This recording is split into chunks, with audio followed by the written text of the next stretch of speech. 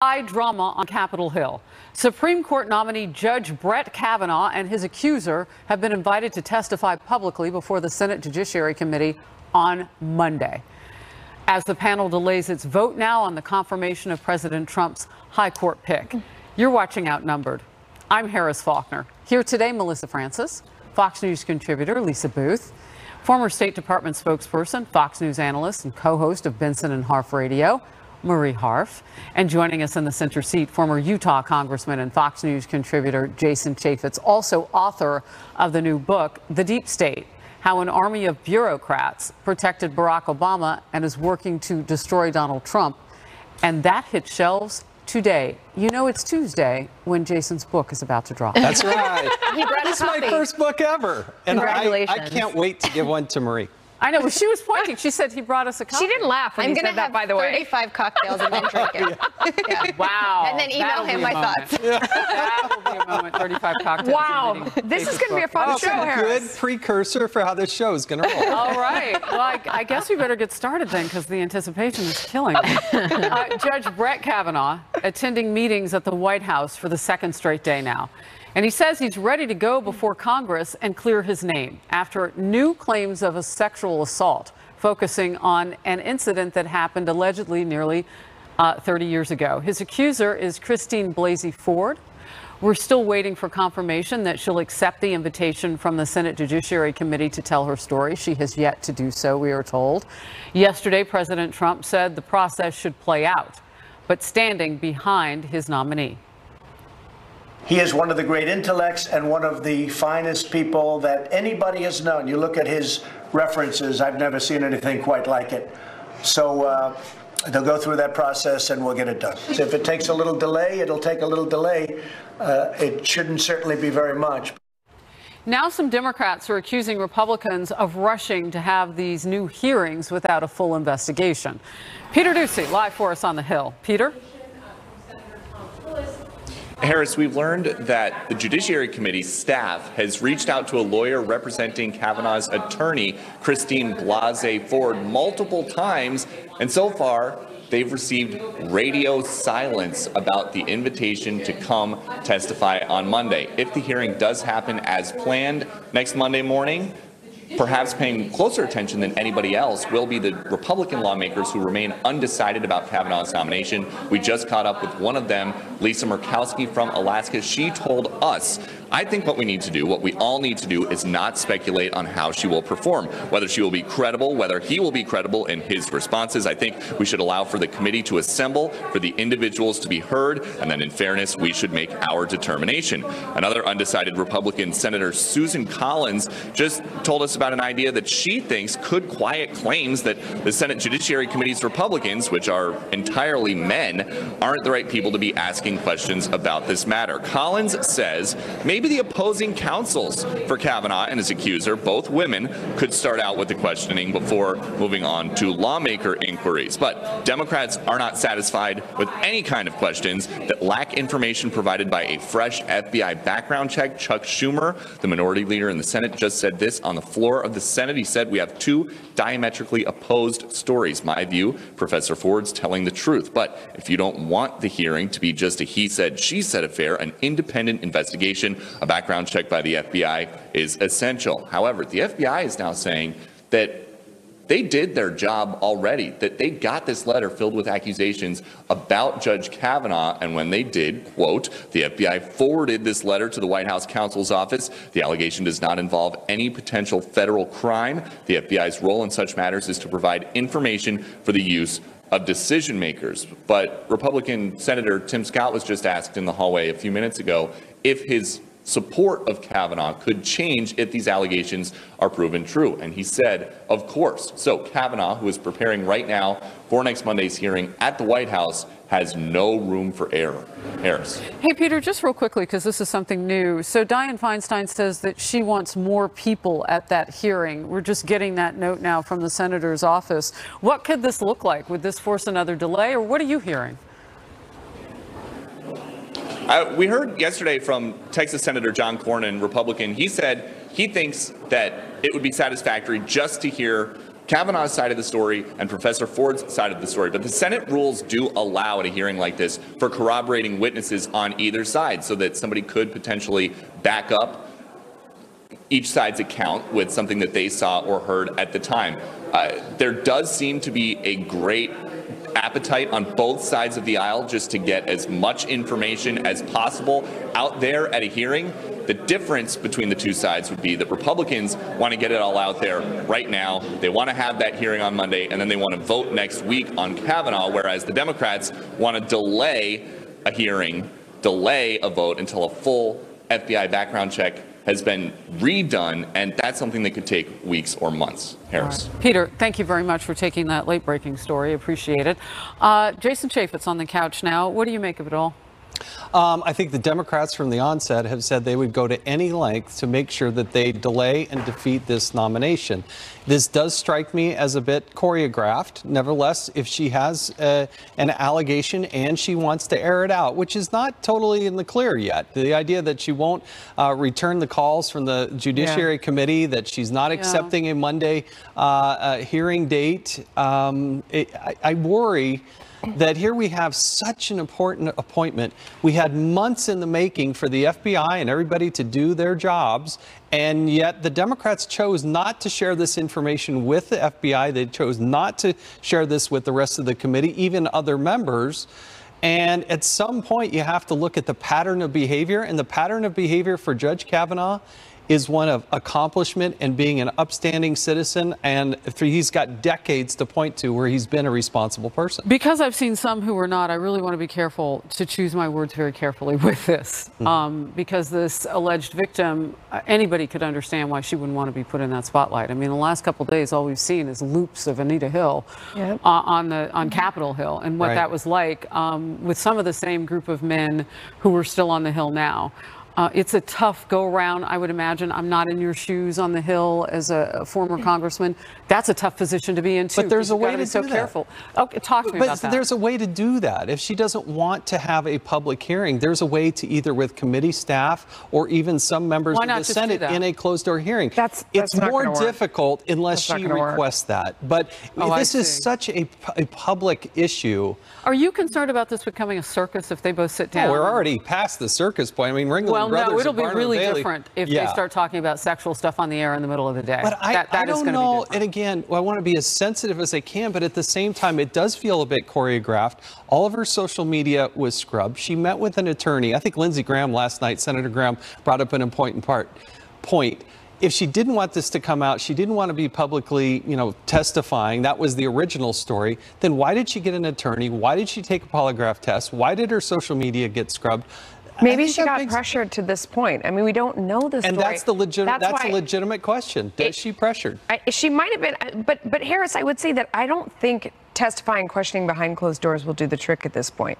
I think what is the only way to be fair, is the trick to get to the truth, or is the trick to say what politically will go forward? The trick is to understand the truth. And if there's one thing we've learned from sitting on this couch during this hour of the day is that we see a lot of those hearings on Capitol Hill. And while they may not have that moment, the gotcha moment, the Matlock moment, you get a sense for who the person is as they answer the question. Okay. For example, the two women that were on Martha's show last night, I thought came across as honest and not contrived and compelling. I think if we see her sit down and we see Judge Kavanaugh sit down, everybody can make up their mind for themselves. You and I both know, too, from covering these hearings, that sometimes it's more about the histrionics and the pomp and circumstance, and that actually doesn't get us closer to the truth. Why do we all need to see it? Why can't the people that we've elected and trust to go do this job on the Senate Judiciary Committee get that done behind closed doors? Why do we need to see it? And then release a transcript. We don't. And then release a transcript publicly. We want to hear people say. I do. No. I mean, when the FISA warrant, everybody's idea on the FISA warrant, we want to see it in black and white for ourselves. I think you have to hear the tone of someone's voice. What part do you think the public plays, I guess, is the point that I'm asking? Because I think you know when you see someone speaking whether or not you believe them. But how do you get to the truth when the accuser herself has admitted to the Washington Post that she can't remember key details because this incident allegedly happened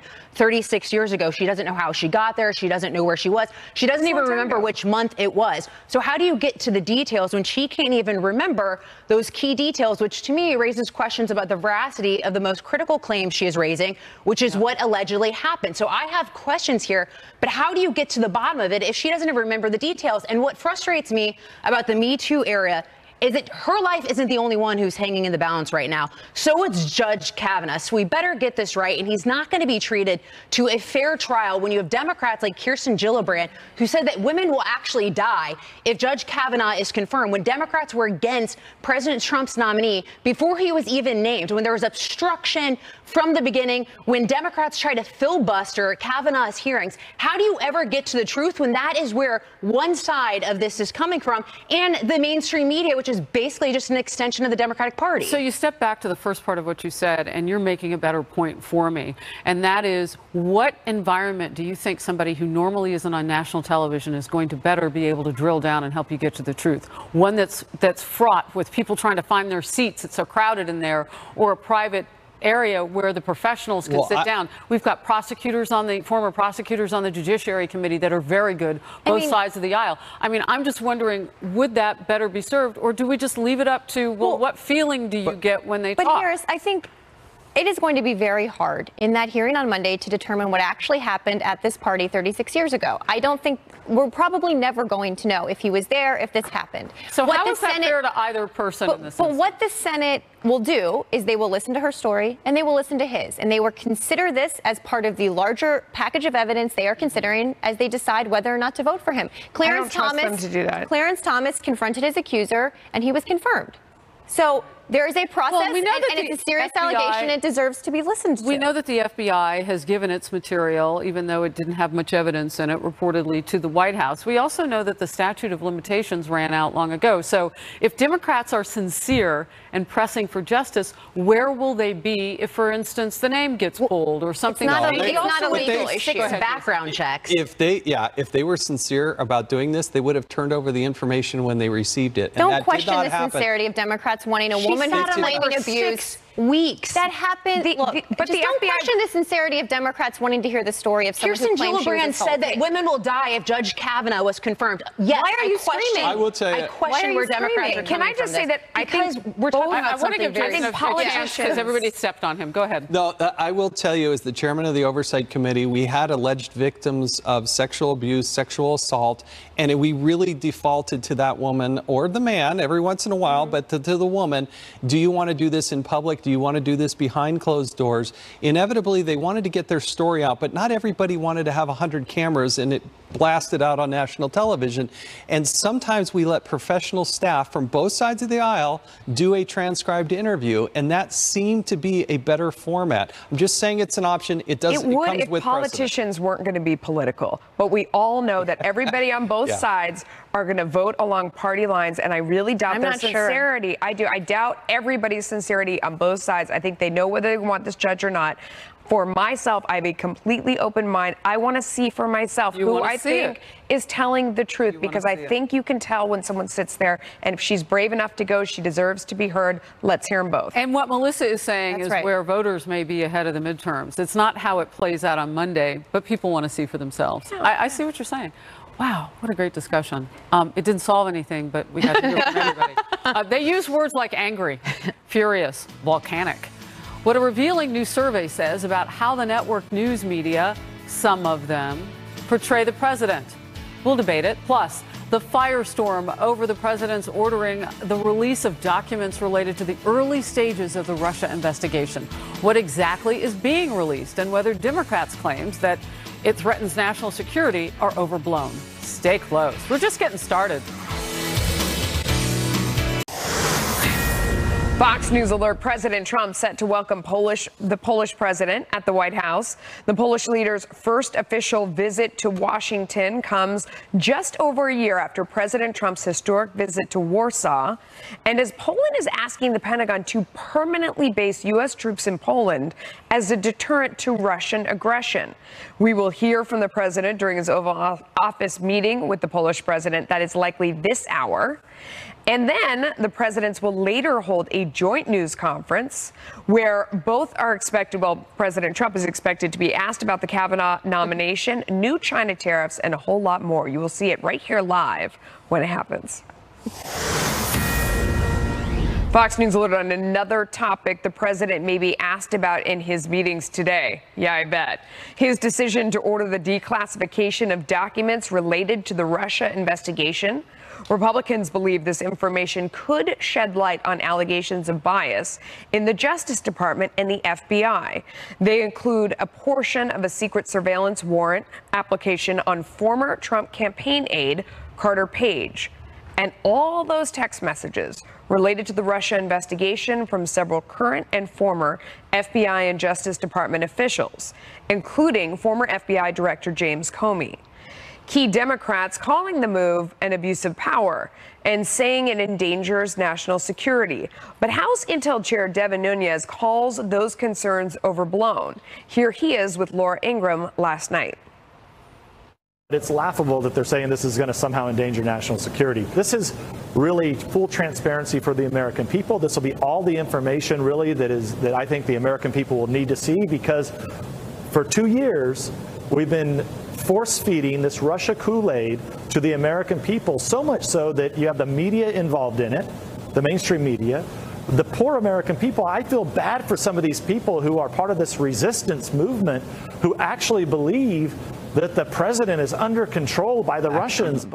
Chief Intelligence Correspondent Catherine Herridge has more from Washington. Catherine. Well, thanks, Melissa. In the last hour, we've learned new information at Fox News about kind of the tick-tock of how this process will work. A source close to that process told us that right now the intelligence agencies are taking these records that the president has ordered to be declassified, and they're doing their own review so they can come up with recommendations about what needs to be redacted in terms of protecting sources and methods. I'm told that once that review process is over, a report or memo will be sent to the White House with those recommendations for redactions. That's a fancy way of saying that some parts of the records would still be blacked out. But ultimately, it is the president who has the ultimate declassification authority. He can accept these recommendations for redactions. He could accept some of them, or he could simply accept none of them at all and just ask for all of the records to be released to the public with no redactions whatsoever. What we've also learned is that this has divided along political lines in terms of the support for this decision. What we heard from the ranking Democrat, Adam Schiff, is that he called this an abuse of power. He's also said that he believes FBI and Justice Department leadership have reservations, and that he described it as a, quote, red line to be crossed if these records were fully declassified without any redactions. So we're getting a sense of the process now, but government officials remain reluctant to talk about a timeline. Their best guesstimate at this point is that some records may be available within a matter of days, but they also caution that we're dealing with the federal government that does move awfully slowly. Back to you. Catherine Herridge, thank you so much. Great reporting as always. And I just want to mention to our audience that what you saw there on the bottom of your screen, that was the arrival of Polish President Duda as well as his First Lady. And you see there President Trump and the First Lady greeting the two of them. They are going to go inside. There's going to be what we call a pool spray in the Oval Office. We may get some sound from that. If we do, we will play it for you. The meeting is going to play out, and then at some point there's going to be a joint press conference, as we told you before the break. There is no doubt there will be a lot of questions flying back and forth during all of that, so you won't miss a minute of it. There they are going inside.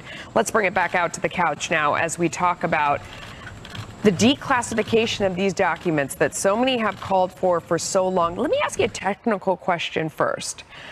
Has anyone seen all of them together, everything he's talking about? I mean, is there one person that knows exactly what's in there and is about to come out? Well, there's tens of thousands of them.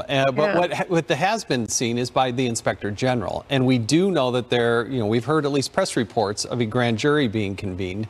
You do know that Mr. Huber, who is the U.S. Attorney in Utah, is somehow involved. You do know that some people have been fired and dismissed. So the totality of all of it, I don't know if any one person can consume all of that, but the president has directed this. And I'm almost fascinated by the response from, well, now we'll take it under consideration here at the CIA and the FBI. The president has directed this, and unless they come up in short order with a specific name that needs to be redacted, I think that should be reviewed by both parties, the leadership, say a Devin Nunes and Adam Schiff, and if they can agree. But otherwise, you watch, the clock is ticking, and I guarantee you 2, 3, 4 weeks from now, they still won't have them all. Yeah. Marie, he has ultimate say in the end over what is and is not redacted. I wonder, they've been calling for this for so long, so many people. Is this his October surprise? Has he just been waiting? Well, there are also reports that there are some people in the White House who don't think he should release these because they are not uniformly positive for the president. What concerns me, Melissa, is that he seems to be selectively picking out pages he wants declassified. Put it all out. But you just said there are people that don't want him, it's going to look bad for him, and he wants to do it anyway. So I'm not sure exactly why he's doing it. We should be careful about assuming this will be positive for the president. I don't think anyone's assuming that. Well, I think the president... Put them all out. He picked out the redacted pages on the FISA. But what I'm saying is, he's saying we want pages 17 through 21, and we want X, Y, and Z. Pages. There are, as you said, tens of thousands of pages, Jason, and if we really want accountability, put it all out. Amen. I don't think the president should just say, I want these 3 pages, which I think may be all the individuals and said any text that has to do with this subject ought to be out there. I think he is selectively picking things he thinks might help him. I think he should just say, put it all out. So here's where I think the Democrat argument really falls down. But I don't think it will be helpful to the president. You're the only Democrat that I've ever heard of that says, okay, let's do that. Every Democrat right now is saying, no, we don't want to have this out there. I was just going to say, that's where the Democrat argument falls down for the most part. Not everybody, across the board. Senator Blumenthal last night on another network was talking about exactly what you were saying. No, you know, methods and everything. Sources. We're going to be okay. Well, and I think that's a fair thing to raise. But you can't have it both ways. They're oppositional. Either you put them all out or you don't. Well, you can put them all out while protecting names. According to Blumenthal, you can't put anything out without I think you can put them out in that way. I also want to make sure that by releasing these documents, it in no way inhibits the Mueller investigation from doing its work. I don't think we can know that because we don't know what the Mueller investigation has. So I think Mueller's team needs to. Which you always remind us of. I feel like this would be a good time for the congressman to hold up his book for that you just wrote. That's out today. The Deep State. You're welcome. Why isn't your picture on there? Like pointing to something. But see, for people saying that they're worried about this impacting the Mueller investigation raises more questions about the Mueller investigation for me, because why would more truth and transparency affect the investigation? That to me raises a bunch of red flags Maria, why don't you about the Mueller investigation. So I think Mueller actually has all of these. Mueller's seen all of them. I don't think there's a chance that more accountability will hurt the Mueller investigation. People knowing more is the point I'm making. I think that Mueller is still going through the process. Other people might be interviewed, other people might be charged, other people might be brought in for questioning. But you don't know. And I don't know. They might be. And if you put this into the public domain, that could taint jury pools. It could taint people who are about to be investigated or questioned. With truth? I just want to make sure that it doesn't do anything to hurt the Mueller investigation. That's not a crazy thing to say. Why is it then when things were leaking? Mueller has all of this, you guys. Why is it? I'm talking about the American people. Like a sieve out of the House intel.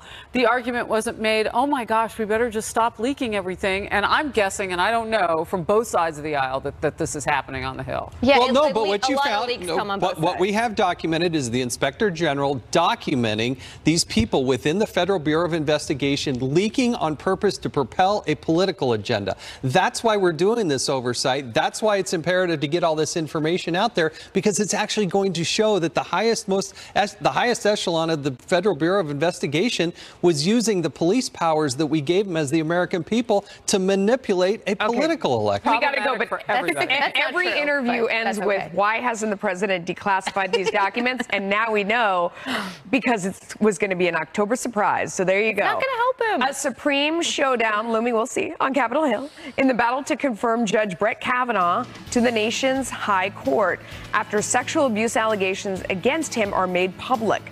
The controversy strikingly similar to the 1991 Clarence Thomas hearings, where Anita Hill made abuse accusations against the nominee.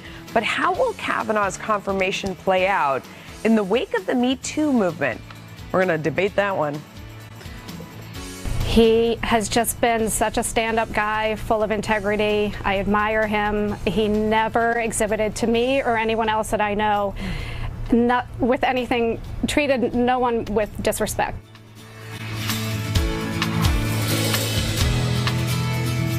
Oh!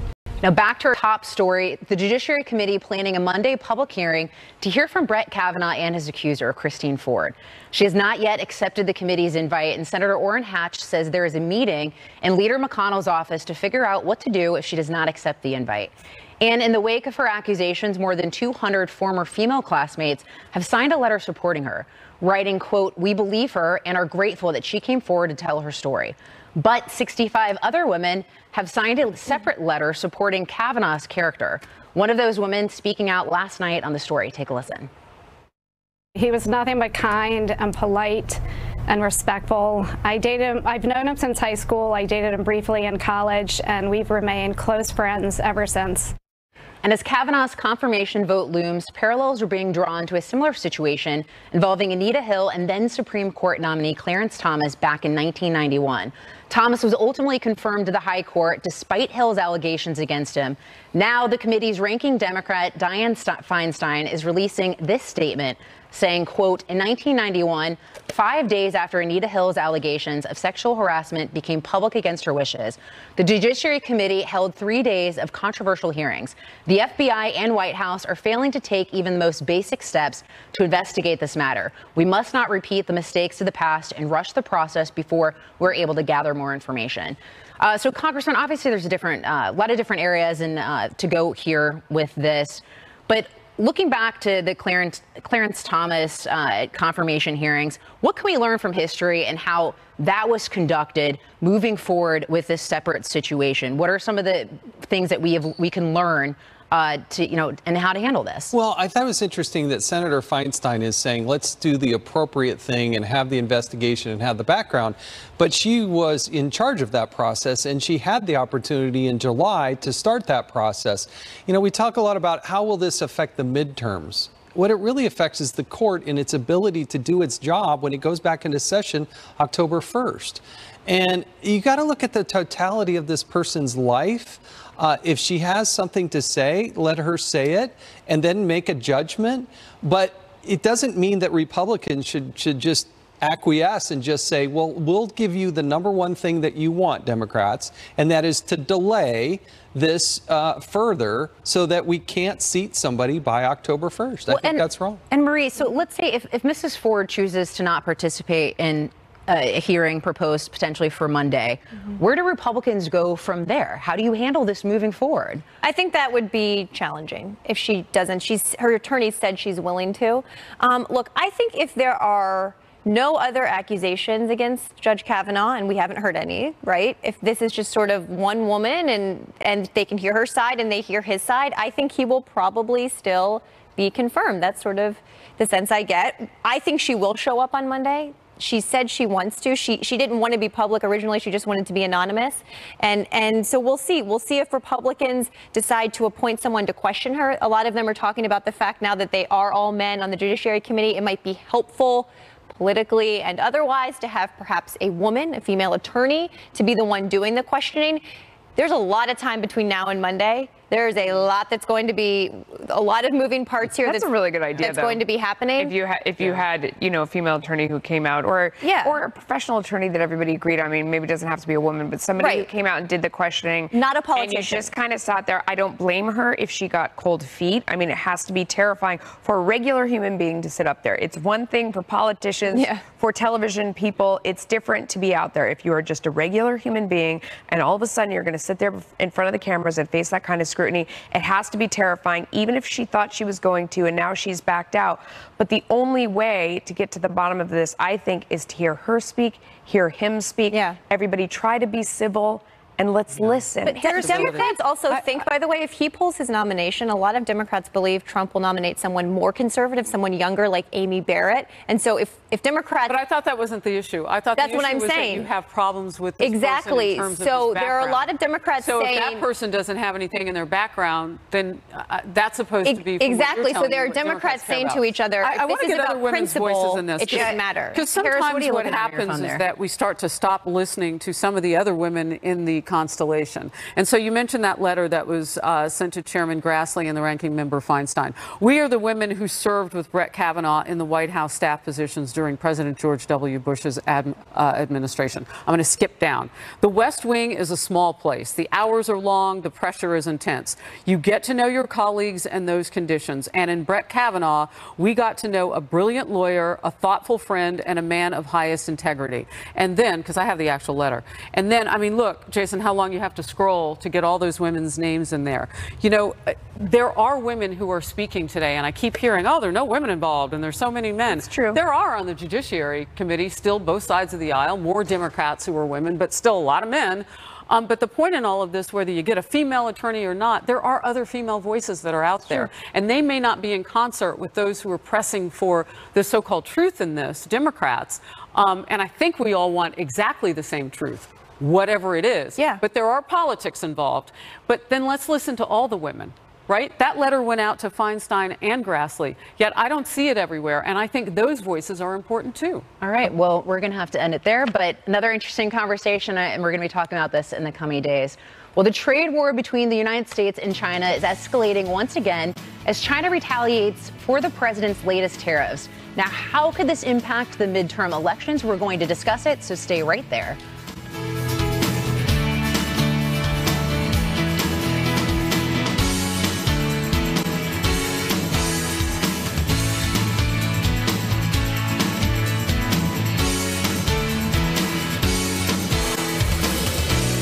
Inside the White House, we knew when the president met with the president of Poland inside the Oval Office for that traditional photo op that there might be some questions brought the president's way. And in fact, those questions, we are told just moments ago, were about the confirmation process for Judge Brett Kavanaugh to the High Court. The president takes 2 or 3 questions. We are waiting for the pool, and you know from watching this hour enough, there's so much breaking news at this hour, that is the pool that will come out with the exact video, and we will play it out at that point where he begins talking about Kavanaugh. We are told that the president praises his Supreme Court pick and goes after Democrats, and specifically Dianne Feinstein, Democrat senator. So as that comes to us, and we will play it out live right here on Outnumbered. Melissa? And another Fox News alert, China retaliating against President Trump's latest round of tariffs. Beijing announcing a tariff hike on $60 billion in U.S. products after the president issued a new round of tariffs on $200 billion worth of Chinese goods.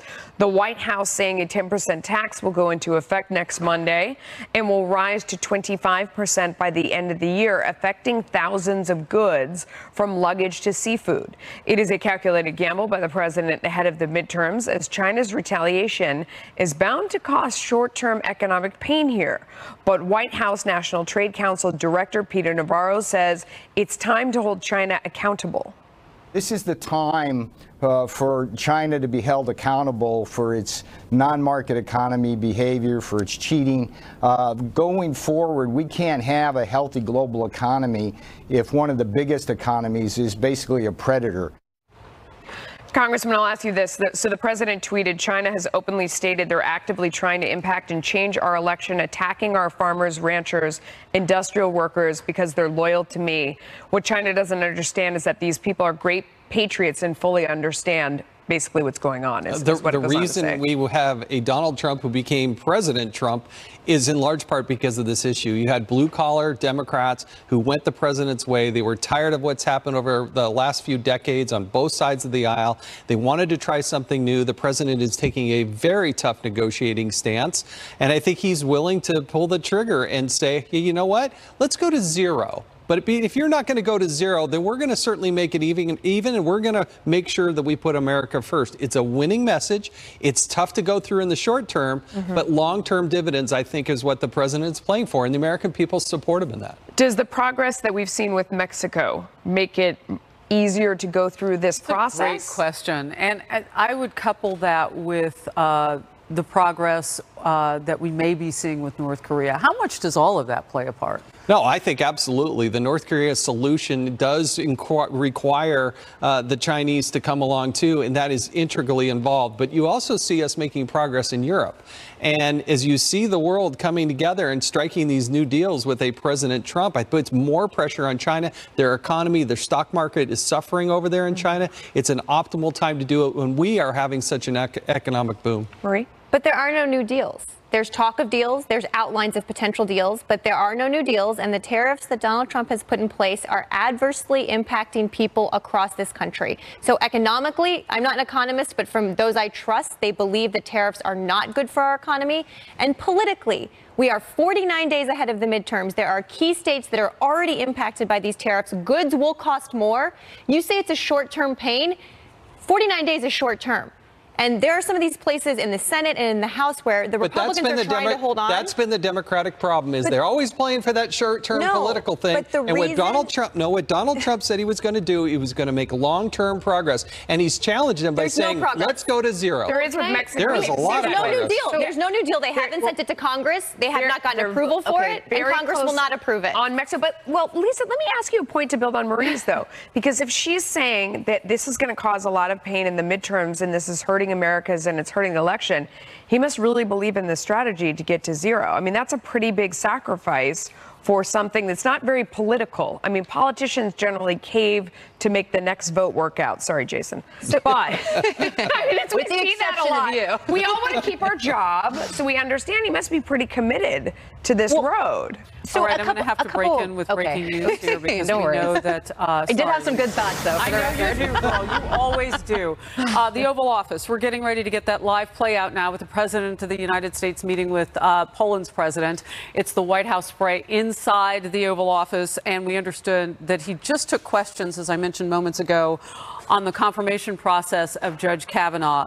Dianne Feinstein calling for more witnesses, further delays, versus people supporting Kavanaugh. Let's watch it. How long of a delay is acceptable, sir, on the hearings for Judge Kavanaugh? There's some discussion that the accuser may not be coming in on Monday. How long of a delay? I mean, I think it's a great question, frankly. We are looking to get this done as quickly as possible. He is a truly outstanding person, as you know. He's got an unblemished record. This is a terrible thing that took place, and it's frankly a terrible thing that this information wasn't given to us a long time ago, months ago, when they got it. They could have done that instead of waiting until everything was finished and then all of a sudden spring it. But that's what the Democrats do. That's what they do. It's obstruction, it's resist, it's whatever you have to do. With all of that being said, it's a process, and we all feel, speaking for all of the Republicans, we feel that we want to go through this process and we want to give everybody a chance to say what they have to say. So we have time available. We will delay the process until it's finished out. I guess we've invited everybody. I know I can tell you this, that Judge Kavanaugh is anxious to do it. I don't know about the other party, but Judge Kavanaugh is very anxious to do it. And a delay is certainly acceptable. We want to get to the bottom of everything. We want everybody to be able to speak up and to speak out. The fact is, though, this should have been done a long time ago. And when Senator Feinstein had Judge Kavanaugh in her office for a long time, she never even mentioned this. And that was a long time ago. Never even mentioned it. So why wouldn't you bring this up when he is sitting in her office for a pretty extended period of time? So it's unfortunate. He is an incredible man. He's an incredible intellect. He will make an incredible Supreme Court justice, but we feel that we want to go through a process. We want to hear both sides. Mr. President, security of Poland, how important is it to you? How important is security? I don't think the FBI really should be involved because they don't want to be involved. If they wanted to be, I would certainly do that. But as you know, they say this is not really their thing. But I think, politically speaking, the senators will do a very good job. They really will. They're going to open it up, and they will do a very good job. Mr. President, security of Poland, how important is it to you? Security of Poland. Oh, very important. Security of Poland, to me, almost as important as it is to this man. I can't say as. Well, it is the most important, and I hope that we will build Fort Trump in Poland together, Mr. President. You know what? It's very important to me. Extremely important. They're very special people. It's a very special country. It's a very brave country. I think one of my best moments was making that speech in Poland. People liked me, and I liked them. They're very, very exceptional people. The security of Poland is very important to me, and it's very important to our country. Mr. President, are you willing to declassify other items regarding the Russia investigation? Well, we're going to see. We want transparency. What I want is I want total transparency. This is a witch hunt. Republicans are seeing it. The Democrats know it's a witch hunt too, but they don't want to admit it because that's not good politics for them. But it's a terrible witch hunt, and it's hurt our country. And the things that have been found over the last couple of weeks about text messages back and forth are a disgrace to our nation. And I want transparency, and so does everybody else. As you know, congressional committees came to me and they wanted this, and I did it based on their request. But I think it's a good thing because we should open it up for people to see. Thank you very much, everybody. Thank you. Press, let's go. Make your way out. Press, let's go. Make your way out. Thank you. We're done. Thank you very much. Press, let's go. Keep moving. Let's go. Let's go. Press, let's go. We're done. Thank you. Thank you. Specifically, I haven't wanted to. I think it's something that he will do very well. I think specifically, I haven't wanted to speak to Judge Kavanaugh because I knew somebody would ask me the same question that you asked me. Have you spoken to Judge Kavanaugh? So specifically, I thought it would be a good thing not to. He can handle himself better than anybody. He's a very outstanding man. Thank you. Thank you. He knows you support him. Oh, I'm totally supportive. Yes, I'm very supportive. He's I would say few people that I've ever seen and that I've ever known, and I know people of great success, have been so outstanding as Judge Kavanaugh. Is this all politics? I don't want to say that. Maybe I'll say that in a couple of days, but not now. Thank you very much. Aren't you afraid of Let's go. Make your way out. We're done. Thank you. Let's go. Make your way out. Thank you. Let's move. Hey, we're moving. Thank you. We're done. We're moving. Thank you. Thank you so much. And did you catch the last words there from the President to the United States throughout all that shouting? He says specifically, I have not spoken with Brett Kavanaugh, so I could say that I hadn't spoken with him because he can totally handle this himself. Then asked, do you support Kavanaugh? He says, I'm totally supportive. Your thoughts? No, the president is very supportive of his nominee. I still think he's going to become Justice Kavanaugh. And I really, the question is going to be whether or not this person shows up at the hearing. Mm-hmm. Are there additional witnesses that will be brought in under the Senate rules? Mm-hmm. Who's going to do the questioning? Because there is the ability for senators to appoint somebody to actually do the questioning for them, which might be a smarter way to do it for the Senate.